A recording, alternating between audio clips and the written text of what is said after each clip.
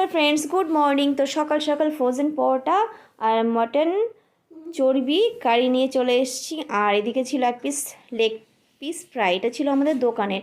তো দোকানের জন্য লেগ পিস করেছিল। তো দোকান তো এখন আপাতত একটু বন্ধ আছে, আর সেই সরস্বতী পুজোর সময় মেলা।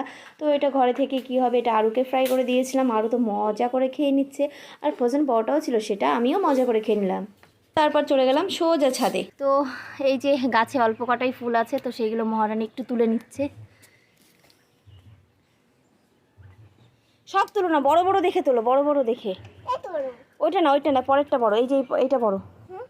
হ্যাঁ, এইটা বড়।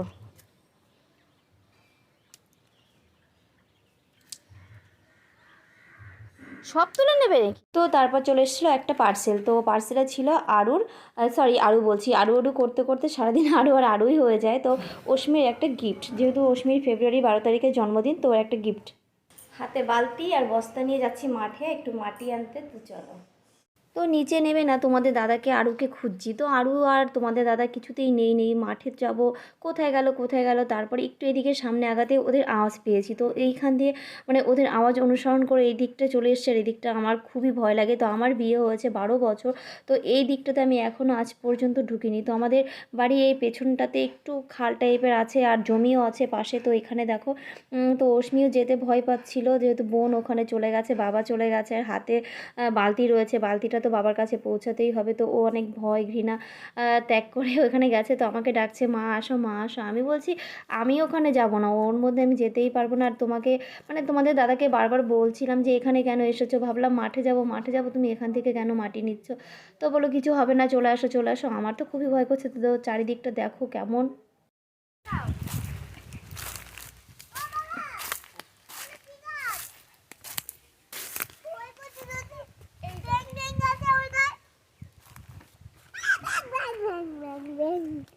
কে বলেছে দিতে পারবি না? বললাম না কিছু হবে না। তো আমার বর্মশাইটা আমাকে একটু বকাঝকা করছিল যে তাড়াতাড়ি আসো, কিছু হবে না। তো বকা ধাওয়া খেয়ে যাই হোক, কথাবার্তা শুনে আমাকে আসতেই হলো। এর মধ্যে তো চলে এসেছি। আর একটু ও এত কষ্ট করে মাটিটা তুলে দিচ্ছে, তো আমি একটু বস্তাটা ধরে তুলে নিচ্ছি দুজনে একসঙ্গে। তো যাই হোক, আরও এখানে বদমাইশি করছিল। আর মাটিটা আমি ধরছিলাম না, কিন্তু মাটিটা ঠিক তোমার দাদাকে দিয়েই মানে তোমাদের দাদাকে দিয়েই তোলাচ্ছিলাম, কারণ ওখানে আমার একটু কেমন লাগছিলো। তো যাই হোক, মাটি নিয়ে বাড়িতে চলে এসেছি। আর ছাদে মাটিটা শোকাতে দিয়েছি একটু। আর এখন চলে এসেছি সন্ধ্যাবেলায়। তো ফ্রিজে কিছুটা মাংস ছিল, ওই যে বললাম এখন কিছুদিন দোকান বন্ধ আছে, আর সরস্বতী পুজোর থেকে হবে চালু।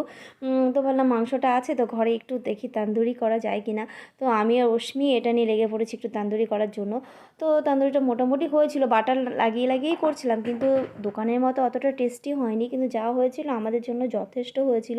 আর দেখো বাটারের জন্য আগুনটা কেমন ছ্যাঁত করে জ্বলছে, তো ভয়ও লাগছিলো। আর যখন শিকটা ঘোরাচ্ছিলাম না, পুরো মাংসটা থেকে যাচ্ছিলো, ভেতরে শিকটা ঘুরে যাচ্ছিলো, তো খুবই অসুবিধা হচ্ছিলো। আর একটু মাংস ছিল, তো সেটাকে শুধু একটু বেসন দিয়ে চালের গুঁড়ি দিয়ে পকোড়া টাইপ করে নিয়েছিলাম।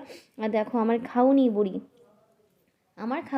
বসে পড়েছে খেতে। ও তো মাংস খুবই পছন্দ করে মাংস। তো এখানে বসে পড়েছি। আর তোমাদের দাদার জন্য একটু রেখে দিয়েছিলাম সাইডে, আর এখন আমরা নিয়ে বসে পড়েছি। তো অশ্মি বলছে মা খেতে খুবই সুন্দর হয়েছে। তো আমি বললাম তো যখন সুন্দর হয়েছে বলছিস তাহলে নিশ্চয়ই ভালোই হয়েছে। তারপরে আর কি করব, তারপরে আমরা তিনজনেই বসে পড়লাম খেতে। আর এদিকে দেখো আরও ওর বদমাইশিটা কিছুতেই কমছে না, ও খেতেও যেন বদমাইশি করছে। তো বন্ধুরা প্লিজ আমার ভিডিও যদি তোমাদের ভালো লেগে থাকে, তাহলে প্লিজ একটা লাইক কমেন্ট আর শেয়ার তো করে দিওই। আর আমার পাশে থেকো, পেজটাকে আমার ফলো করে দিয়ে আমার পাশে থেকো, সঙ্গে থেকো। তো আজকের মতো ভিডিওটা এই পর্যন্ত করছি, আর বড় করছি না। আবার দেখা হবে অন্য কোনো ভিডিওতে। Tata, good night.